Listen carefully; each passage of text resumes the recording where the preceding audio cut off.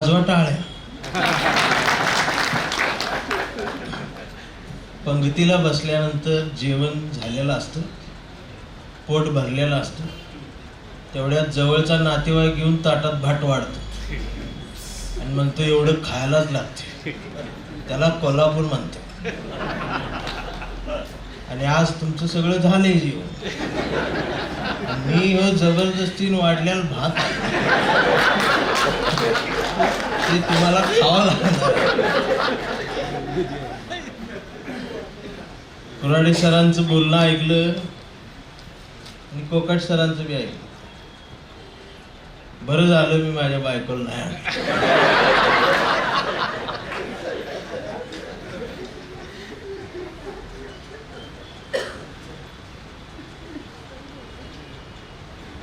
सरांनी 82 वर्षामध्ये 80 पुस्तकं लिहिली असं म्हटलं, पण मी म्हणेन 82 वर्षाच्या पुस्तकानं 80 वह्या लिहिल्या.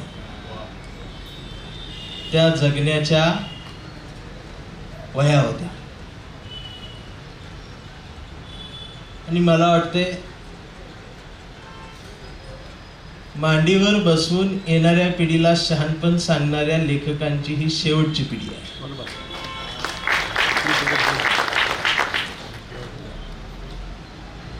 आणि समोर बसून ऐकून घेणारी पण आमची शेवटची पिढी आहे. आता बदलणार आहे. आणि नवरा बायकोंमधला एवढा संवाद असणारा सुद्धा ही सुद्धा आपली शेवटची पिढी आहे. आणि सहजासहजी लग्न होणाऱ्या पिढीतला मी शेवटचा माणूस.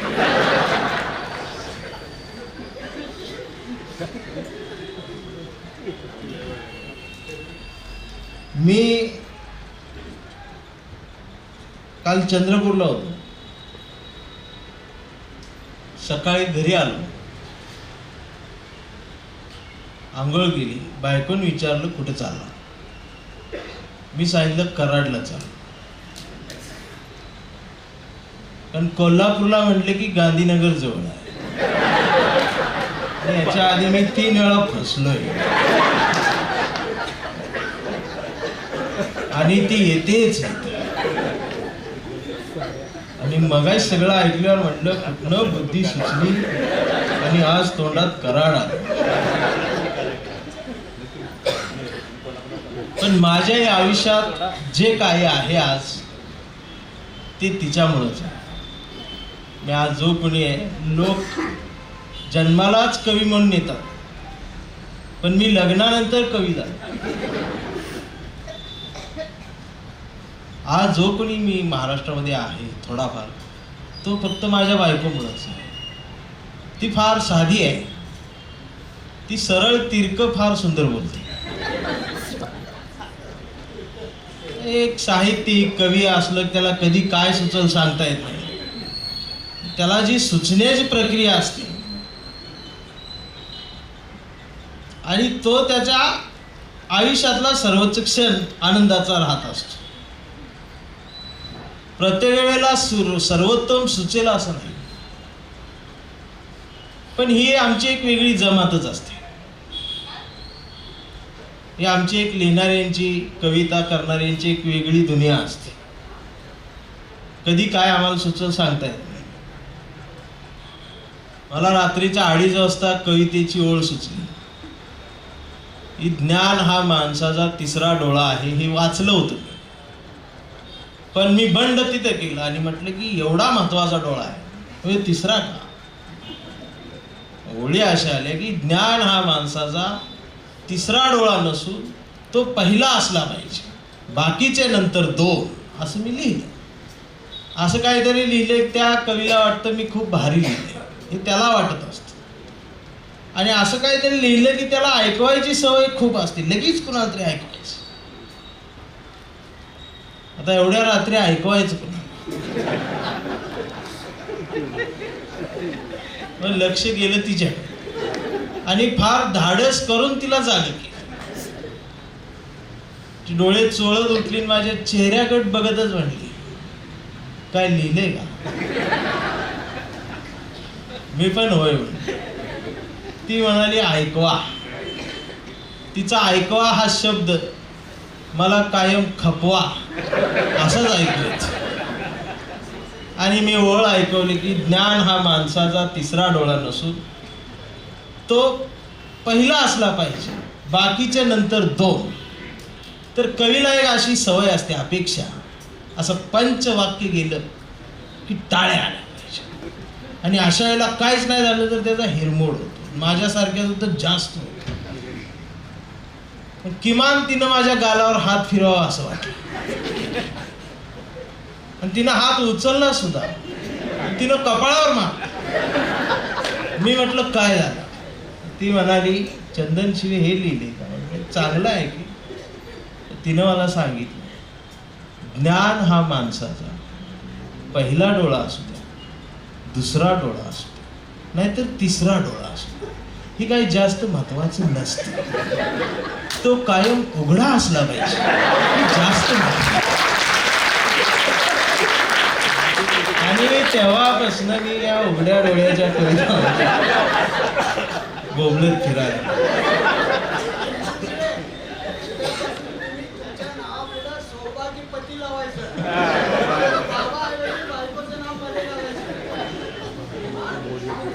खरं सांगतो, माझी कविता ज्यावेळेला पहिली कधी 7वी 8वीला लिहायला सुरुवात केलेली ती कायम माझ्या वहीतच राहिली होती.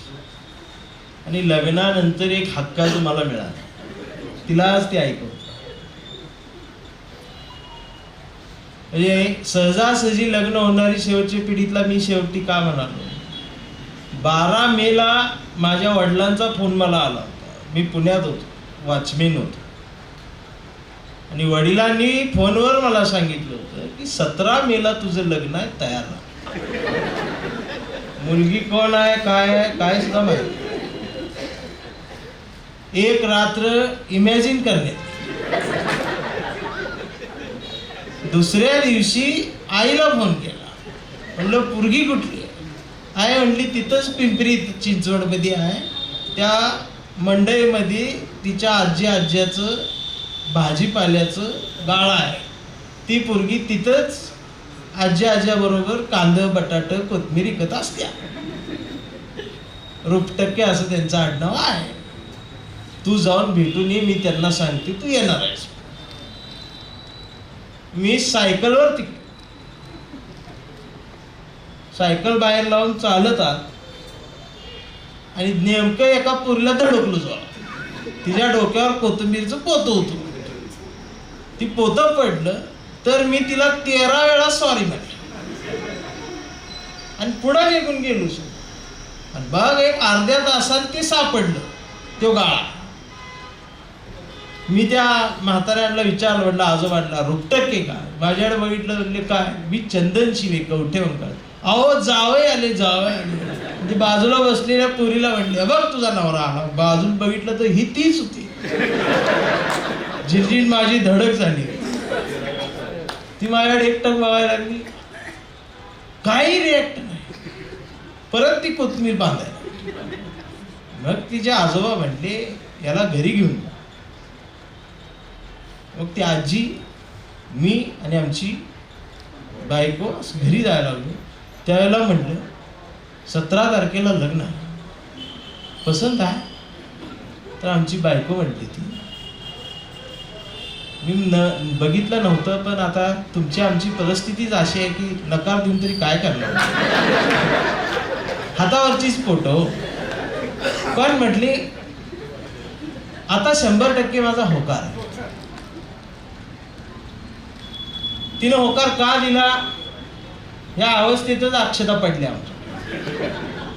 आणि लग्नानंतर 8 दिवसात मी तिला विचारलं की मी त्या दिवशी मंडईत आल्यानंतर तू म्हटलीस की आता 100% होकार आहे, असं का? तर आमच्या बायकोने उत्तर दिलं होतं, 13 वेळा सॉरी म्हणणारा नवरा जर आयुष्यात असेल तर अजून काय पाहिजे. आणि मग या कविता तिला ऐकायला लागलो. आज काय प्रबोधनाचं, चळवळीचं, पेटवणारं, इजवणारं आणि आपलं साधं सगळी समोर समोर मला झेन झी पाहिजे असते, सगळं समोर शुगर बीपी वाले.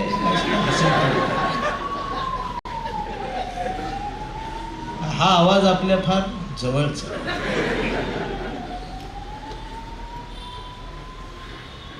तिला ते ऐकवायचं कविता वगैरे. आणि मग हे निमंत्रण कवितेची भाषणांची जास्त यायला लागली कोकटसर. मला हे स्टेज खुणवायचं, माईक खुणवायचं, पण भाकरी महत्वाची असेल. वॉचमॅन होतो, पण हक्काची नोकरी होती ती सोडली तर त्या पुण्यात दुसरं काम कुठं मिळायचं, घर भाड्याचं. आणि अशा अवस्थेत आमचं सुरू होतं. कविता लिहिता लिहिता तिला दिवस गेले. 7वा महिना सुरू झाला आणि माझ्यातली जी सवय होती अन्यायाविरुद्ध पेटून उठायची, त्यात येता आम्ही युनियन काढली. एकदा ते सुरेश कलमाडी साहेबांचं भाषण मी ऐकलं आणि ते म्हणले आता तरुण सगळ्या असंघटित कंत्राट कामगारांनी पण आता लढलं पाहिजे. मी दुसऱ्या दिवशी जाऊन भेटलो. म्हटलं आमच्या सुरक्षा रक्षकांची मी फौज गोळा करतो, तुम्ही पाठीशी राहा, काढा म्हणलं. त्यांनी आभार दिला आणि मग युनियन काढली. पहिल्या आठवड्यातच 750 वॉचमेन युनियनमध्ये मी आणले आणि युनियन मोठी झाली. आणि मग माझा बी आवाज वाढला. तो इतका वाढला की 9व्या दिवशी ऑफिसच्या भांडणात माझ्याकडनं 2 कॅम्प्युटर फुटले. आणि माझ्याकडनं 2 कॅम्प्युटर फुटल्यावर 750 पैकी 3 जणच माझ्यासोबत राहिले, बाकीचे सगळे गायब झाले. म्हटले आमचा या युनियनशी काहीच संबंध नाही, कारण सगळे पोटासाठी आले. आणि गंमत अशी झाली, माझा पगार थांबला. 3 महिने बिना पगाराचं जगलो त्या पुण्यात भाड्याच्या खोलीत. आणि ही गरोदर आणि डॉक्टरनं ते सोनोग्राफी करायला सांगितली. आणि त्यावेळी ते बटनाच फोन होता, 10 रुपयाचं कार्ड मिळायचं. ती काळी पट्टी खोडायची, त्या 16 आकडं *121 16 आकडं हॅश दाबलं की ते मग 10 रुपयाचं कार्ड घेऊन खोडलं की त्यात यायचं 7 रुपये. त्यावेळेला आउट गोईंग फ्री नव्हतं, त्यामुळं कुठला पाहुणा मिस कॉलच द्यायचा. आणि प्रत्येक जण माणूस खिशात हात घालून चालतो, पण ती हिरव्या बटनावर बोट ठेवूनच घरून केलं की पाहुणा उचलला. हे दिवस बघितले. तसलं ते आमच्याकडं. आणि मी प्रत्येक माझ्या मित्रांना फोन करत होतो, कारण ह्याच्याकडनं 100 घे, त्याच्याकडनं 200 घे, असं करून मी 3 महिने ढकलले होते. आणि तो दिवस आठवतोय.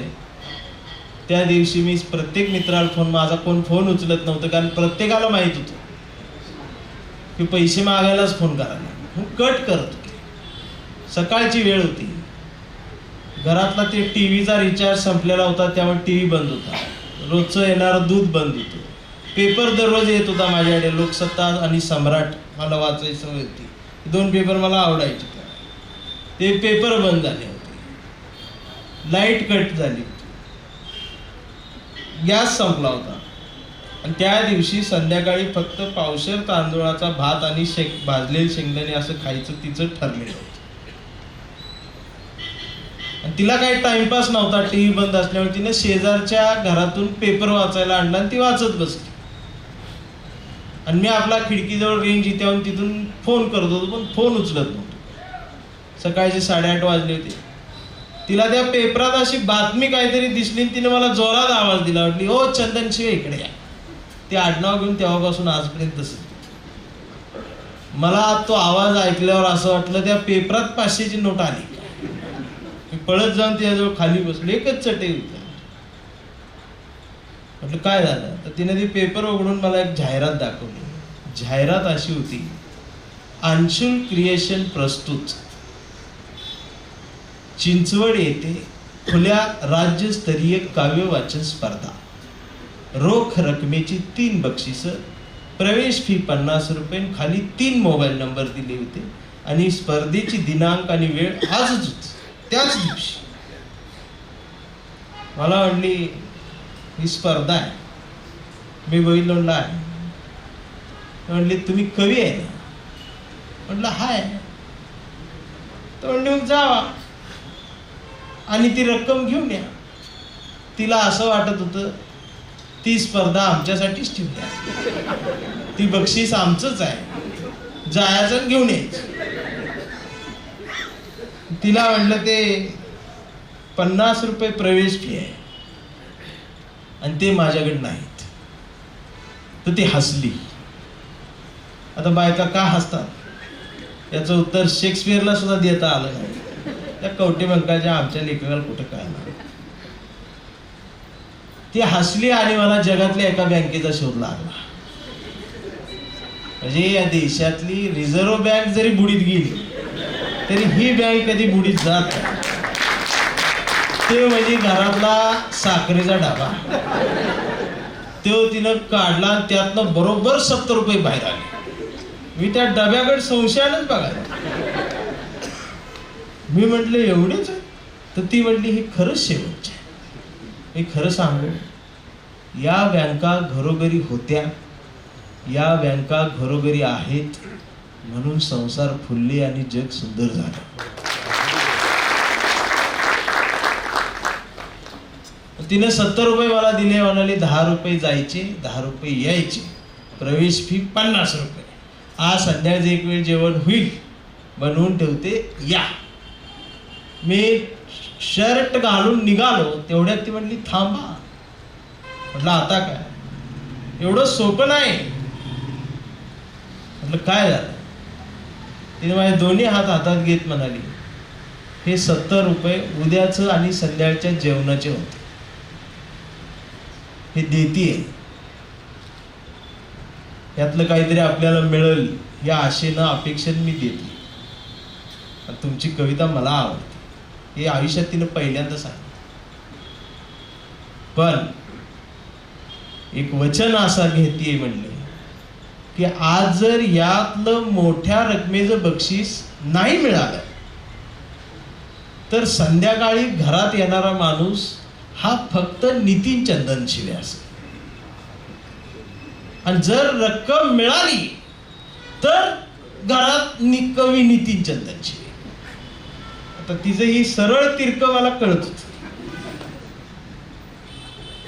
मी म्हटलं नेमकं काय म्हणायचं? तर म्हटले आज जर हारलात तर चंदन शिवे उद्यापासून कविता लिहायची. तिला म्हटलं मी तुझ्याशिवाय जगू शकेन, पण कवितेशिवाय कसं जगू? तर म्हटली ते काय सांगायचं, पण मी तुमच्याशिवाय जगू शकणार नाही. आणि आता मी गरोदर आहे, तू कविता करत हिंडशील, पण माझं काय? जर तुमच्या कवितेचा माझ्या संसारालाच काय उपयोग नसेल तर ती कविता मला माझ्या घरात नको आहे. आणि तिचं त्यावेळेला मला पटलं आणि मी तो निर्णय घेतला. म्हटलं ठीक आहे. मी निघालो. डोळ्यात हुंदका होता, पाणी होतं, मनात अनेक प्रश्न होते. आणि त्या दिवशी नेमकं ती जाहिरात असणाऱ्या वर्तमान पेपरमध्ये तमाशा कलावंत मंगलाताई बनसोडे यांचा तमाशाचा फड जळालेला होता सातारच्या एका कार्यक्रमामध्ये. आणि त्या जळालेल्या फडाची बातमी मराठी विभागाचे आता पुणे विद्यापीठातले त्यावेळेला HOD डॉक्टर मनोहर जाधव होते. ते दर रविवारी त्या पेपरला लिहायचे, मला ते आवडायचं सदर. तर त्यावेळी त्या दिवशी त्यांनी मंगलाताई बनसोडेंच्या आयुष्यावर तमाशाच्या फडावरती एक लेख लिहिला होता आणि खाली चौकोनामध्ये त्यांचा अकाउंट नंबर देऊन महाराष्ट्राला मदतीचं आवाहन केलं. आता त्यांना मदत करण्या एवढा मी तरी काय कणखर नव्हतो, कारण मीच कुठेतरी मदत घ्यायला चाललो. पण तो लेख वाचल्यानंतर बाजूलाच मोकळ्या जागेत मला ती कविता अशी उचंबळून आली आणि तमाशा नावाची कविता मी तिथे लिहिली. आणि ती इतक्या मनापासून लिहिली की म्हटलं आज हीच सादर करायची. ही कविता शेवटची. जिंकलो तर उद्या लिहायची दुसरी, हारलो तर ही शेवटची. जाता जाता ती पाठ केली. म्हणलं स्पर्धेत कागद घेऊन बोललो तर मार्क कमी होती, ती न बघताच बोललो. आणि ती एकदा दोनदा वाचल्यावर मला पाठ झाली. गेलो, नाव नोंदणी झाली, स्पर्धा सुरू झाली. अर्धा दिवस संपला, अर्धे स्पर्धक संपले. पहिल्या ह्याच्यात माझं काही नाव आलं नाही सादरीकरणासाठी. मधला ब्रेक झाला आणि ब्रेक झाल्यानंतर नाश्त्यासाठी आम्हाला सोडलं बाहेर. तर 76 स्पर्धक होते, बाकीचे ऐकायला आले. सभागृह गच्च होतं आणि मी त्या नाश्ता घ्यायला गेलो, लाईनमध्ये थांबलो. समोसाचा वास दरवळत होता. सकाळी फक्त काळा चहा पिऊन मी गेलो होतो, तो पण स्टोवरचा. आणि समोसे बघून तोंडाला पाणी सुटलं. जवळ जाऊन ते हातात घेतले 2 समोसे त्या प्लेटमध्ये, मिरच्या. आणि मला आठवलं ती सुद्धा घरी उपाशी आहे, आपण समोसे कसे खायचे. आणि मला आठवतंय मी एक समोसा या खिशात आणि दुसरा समोसा दुसऱ्या खिशात टाकला. नंतर त्यांनी चहा दिला. चहा ठेवता येत नव्हता म्हणून प्यावा लागला. आणि पुन्हा मी स्पर्धेला येऊन बसलो. मला पुढं बोलवलं कविता म्हणायला. मी कविता म्हटली, मनापासून म्हटली. पण माझी कविता संपल्यानंतर जशा इतर स्पर्धकांना टाळ्यांचा कडकडाट झाला होता, माझी कविता संपल्यावर कुणीच टाळ्या वाजवल्या. सगळे शांतपणे माझ्याकडे. मी तिथंच म्हटलं संपलं, आपलं म्हटलं संपलंच म्हटलं. तरी मी शेवटच्या 2 ओळी दुसऱ्यांदा बोलून दाखवल्या ओरडून, तरी टाळ्या पडल्या नाही. आणि मी गपचूप खाली उतरून मागच्या सीटवर जाऊन बसलो. त्यानंतर संध्याकाळचे 6 वाजेपर्यंत मी बसत राहिलो. प्रत्येक कवी येतोय, टाळी घेऊन जातोय. माझ्या कवितेला टाळी पडली नाही. म्हणजे मी पहिल्या 3 मध्ये अजिबात नसणार. आणि संध्याकाळी ते पारितोषिक वितरण समारंभ सुरू झालं. त्यावेळेला महाराष्ट्र राज्याचे सामाजिक न्याय मंत्री राजकुमार बडोले होते आणि त्यांच्या हस्ते ते पारितोषिक वितरण होतं. आणि सूत्रसंचालक तिथं कोण होता मला नाव आठवत नाही, पण तो अत्यंत मुरलेला होता. म्हणजे इतका मुरलेला, तो लय तंगवत होता. लवकर ती सांगतच नव्हतं. त्यानं ती उत्तेजनार्थ असं म्हणून नाव घेतलं. ती जवळजवळ 7.5 मिनिटांच उत्तेजनार्थ नाव. म्हटलं पहिलं नाव कधी यायचं. आणि ती प्रत्येक नाव घ्यायच्या वेळेला ते म्युझिक बी वाजवाय. मग ते उत्तेजनार्थ नाव आलं. तो स्पर्धक पुढे गेला, त्याला फेटा बांधला, त्याला ती ट्रॉफी दिली. आणि मी ते फक्त गर्दीतनं लांब न बघायचो. त्या ट्रे मध्ये ते पांढरं पाकिट दिसायचं. मी म्हणायचो त्यातच सगळं असते, त्या ट्रॉफीत काय असते. मी त्याच्यासाठीच आलो. मग तिसरं नाव, परत ती म्युझिक, परत ह्यो बोलायचा. म्हणजे ते मराठी सिरियल कशी असते, मालिका. सोमवारी ती सासू जिन्यावरनं यायला खाली निघत्या आणि सून खाली तेल टाकत्या पायरीवर. ती सोमवारी निघालेली सासू शुक्रवारी तिचा पाय तेलावर पडतो. ती मी पाय पडतोय ती अशी तिरकी उच्चार खाली येते. उर्वरित भाग शनिवार रविवार खाली. शनिवार रविवार महाराष्ट्र टेन्शन मध्ये, तसं मी टेन्शन. तिसरं नाव माझं नाव नाही, दुसरं नाव माझं नाव नाही. मी दात होट खात होतो. आणि पहिला नंबर पुकारताना त्यानं खूप आडेवेळे घेतले, पण त्यानं नाव नाही घेतलं. त्यानं माझ्या कवितेच्या 4 ओळी म्हटल्यावर मला काहीतरी जाणवलं, म्हणजे माझ्या कवितेतलं काहीतरी बोलतंय. आणि तो बोलायच्या आधीच अख्खं सभागृह म्हटलं होतं, नितीन चंदनशेठ तमाशा कवितेला पहिला नंबर द्या. मी मनात म्हटलं ह्यांना एवढी कविता आवडली होती, कडून टाळ्या. पण मला हुंदका दाटून आला. मी थरथरत उठलो होतो. मला आठवतंय मी पुढे निघालो ते बक्षीस घ्यायला. मला आनंद याचा झाला होता की माझा नंबर आलाय, पहिला नंबर आलाय, मला बक्षीस मिळाले, याचा आनंद अजिबात झालेला नव्हता. मला आनंद याचा झाला होता की मी उद्या सुद्धा कविता लिहिणार आहे, मी आयुष्यभर कविता लिहिणार, मला याचा जास्त आनंद झाला. आणि वरती जाता जाताच मी खिशात फोन घ्यायला हात गाठला तर त्या समोशात फोन बुडला होता मला, सगळा बटाटा फुटून बाहेर आला. मग माझं लक्ष गेलं तर दोन्ही बाजूला पिवळं झालं होतं. त्यातनं फोन त्या बटाट्यातनं उपसून काढून शर्टाला पुसून कानाला असं तिला लावला फोन. स्टेजवर जात जाता तिनं सुद्धा पहिल्या रिंग मध्येच फोन उचलला, ती सुद्धा वाटच बघत बसली. आणि 1 रुपया राहिला होता मोबाईल मध्ये. त्यावेळी ते 1 रुपयामध्ये सांगायचं होतं.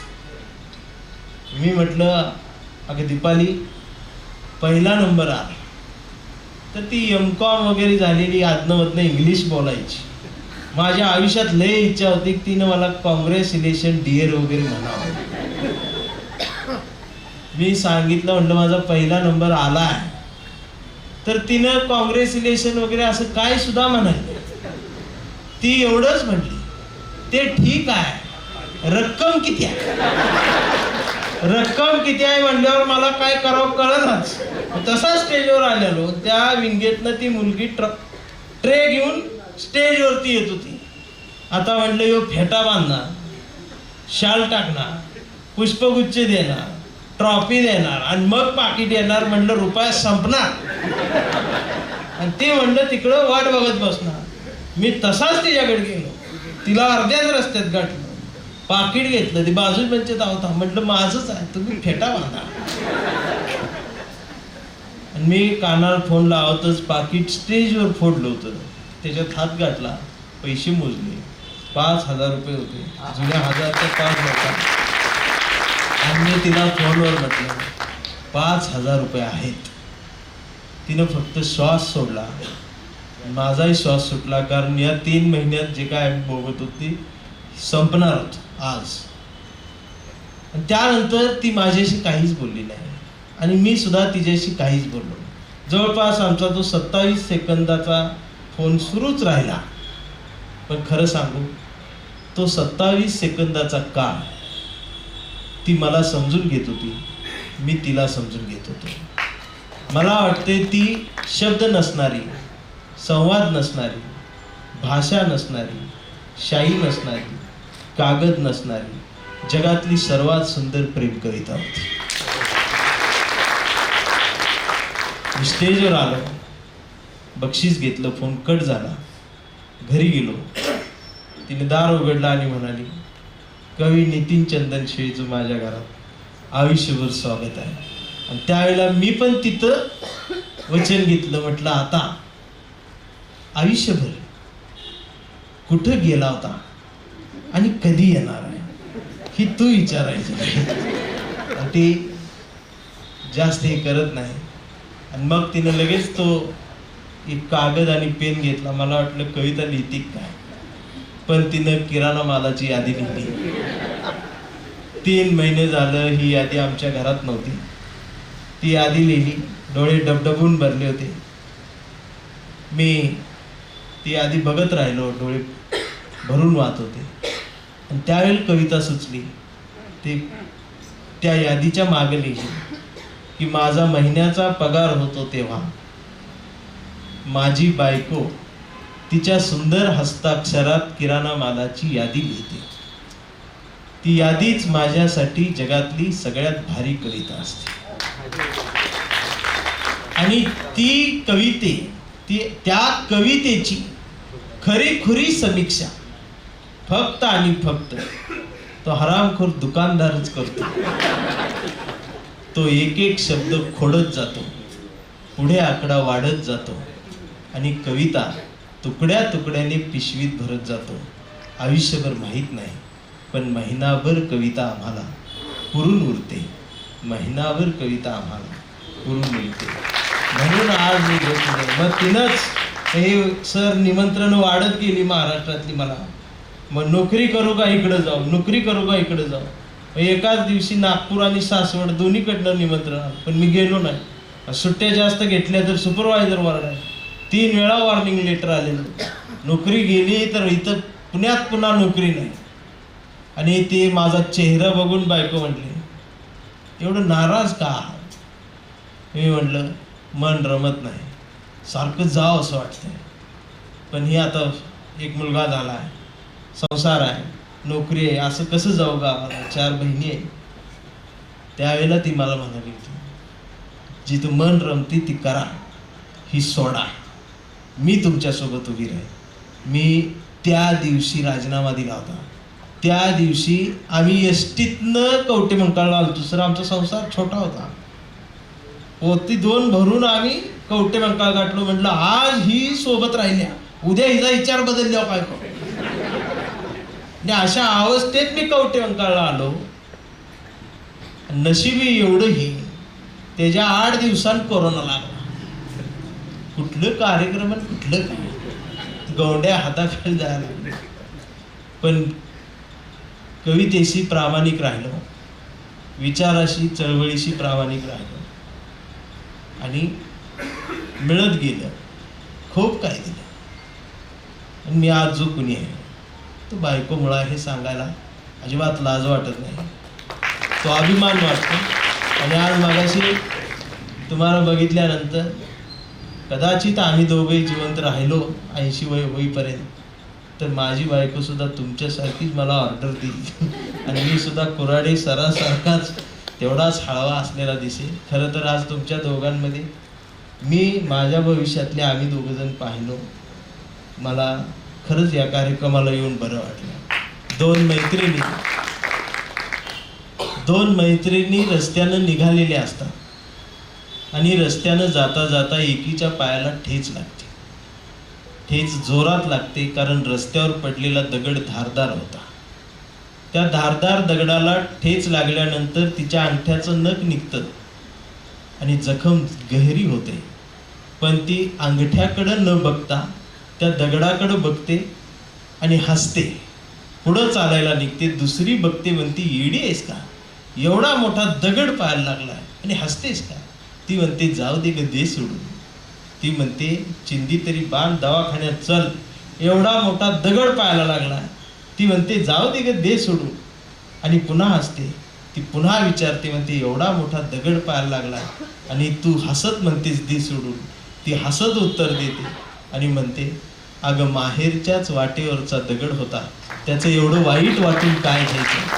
म्हणजे माहेरच्या वाटेवरच्या दगडावर प्रेम करणाऱ्या लेकूरवाळ्या पोरींचा हा महाराष्ट्र झाला, पण सासरवाडीच्या हायवेवर असणाऱ्या खडकावर प्रेम करणारा जावई निर्माण करायचा असेल तर मला वाटतंय कुऱ्हाडी सरांची पुस्तकं वाचणं ही महाराष्ट्राची या नव्या पिढीची गरज आहे. मी एवढ्यातच त्यांचं गरज. जाता जाता एक उदाहरण देईन. आज कुणी वेगळ्या कवितेची फरमाईश करू नका, ही उंचील गेली तसंच राहू, तर असती काय काय तीच ऐकायची.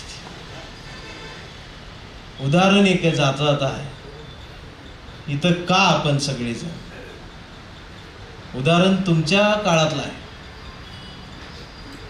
नवीन नवीन लग्न झालेलं असतं, नवरा नवरी, नवऱ्याला मिशा असतात, त्यावेळेला असायच्या, आणि मिशा असणारा बी ही आमची शेवटची.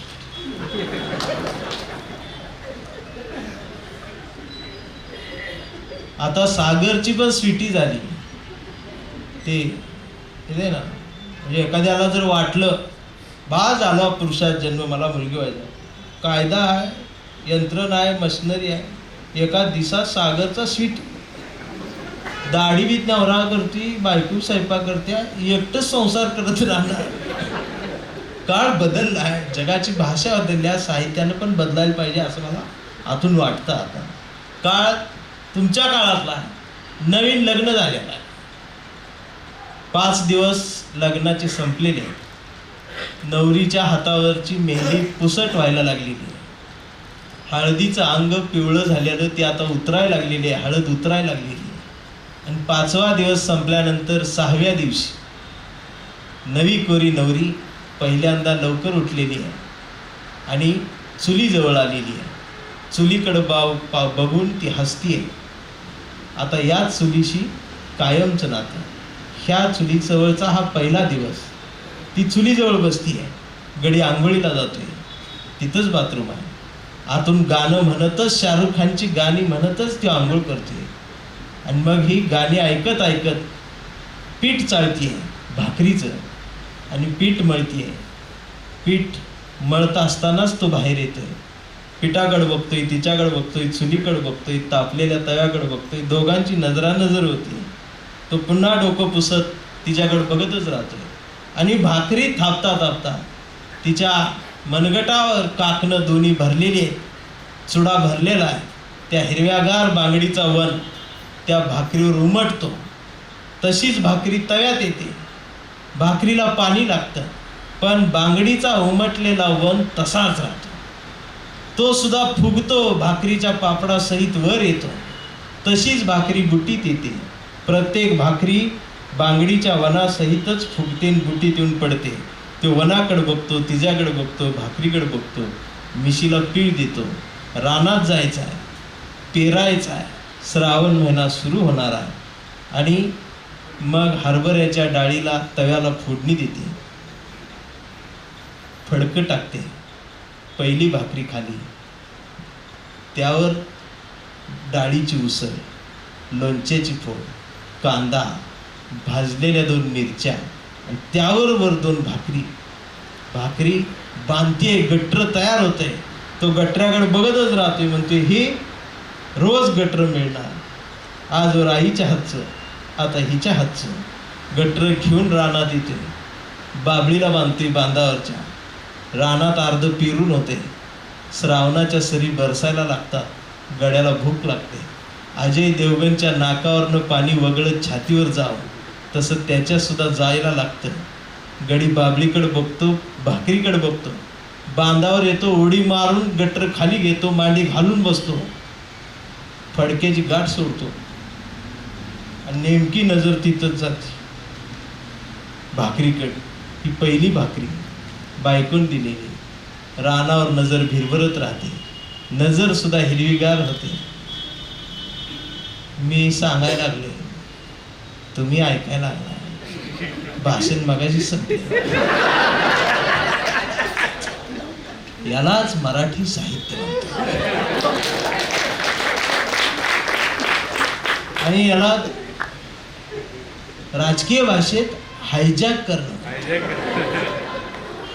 हाय फ्रेंड्स, ओनली देश येडा होती हे आता कळायला लागले. ते शेवटचं वाक्य आहे, त्या बांगडीचा उमटलेला वन, त्या काकणाचा भाकरीवर आलेला वन, त्या घासाची चव, त्या घासाची इज्जत आणि त्या भाकरीच्या तुकड्याची लज्जत ही त्या हिरव्यागार बांगडीच्या चुड्याच्या धन्यालाच कळत असते. इतरांना त्याचा अंदाज येत नाही. मला वाटते तो चव, त्या चवीची इज्जत ठेवणाऱ्या साहित्यिकांची तुमची शेवटची पिढी, त्या हिरव्यागार बांगड्यांची जाणीव ठेवणाऱ्या वाचकांची ही शेवटची पिढी. मी अशा उंबरट्यावर आहे कोराडे साहेब. लिहिणाऱ्यांची संख्या वाढलेली आहे, वाचणाऱ्यांची कमी झालेली आहे. लिहिणार काही लिहायला लागले. आता लोक वाचत नाहीत. दुनिया कॅमेऱ्यानं बोलायला लागली. जग कॅमेऱ्याकडे वळतंय. जग AI ची भाषा बोलतंय. संदर्भ जगण्याचे बदलत चाललेले आहे. आणि अजूनही मराठी साहित्य, उजव्यांचं साहित्य, डाव्यांचं साहित्य, मराठी साहित्य, ग्रामीण साहित्य, सांस्कृतिक वेगळं, विद्रोही वेगळं, यातच सगळं अडकून पडलं आहे. जग वेगळ्या भाषेचं साहित्य लिहायला लागलं आहे आणि आम्ही मात्र अजूनही एकमेकांकडं हा डावा तो उजवा यातच अडकून पडलो आहे. माणूस पण संपत चाललं आहे. या संपत चाललेल्या माणूसपणाला मला वाटते गड इंग्लजच्या मातीतली कुऱ्हाड मराठी साहित्यात कायम विकृतीवर घाव घालत राहावी, या शुभेच्छा सरांना देतो. थांबतो. खरा साहित्य केवळ हसवत नाही, तो हसता हसता आरसा दाखवतो. चंदन सिवे यांच्या शब्दांची हीच खासियत आहे. शब्द साधे असतात, शैली मिश्किल असते, पण विचार मात्र थेट काळजाला भिडतो. आणि त्यांच्या या काळजाला भिडणाऱ्या विचारांनीच खरोखरच महाराष्ट्र त्यांच्यावर फिदा आहे असं म्हणायला काही हरकत नाही. मी यानंतर सर्वांना विनंती करतोय की माननीय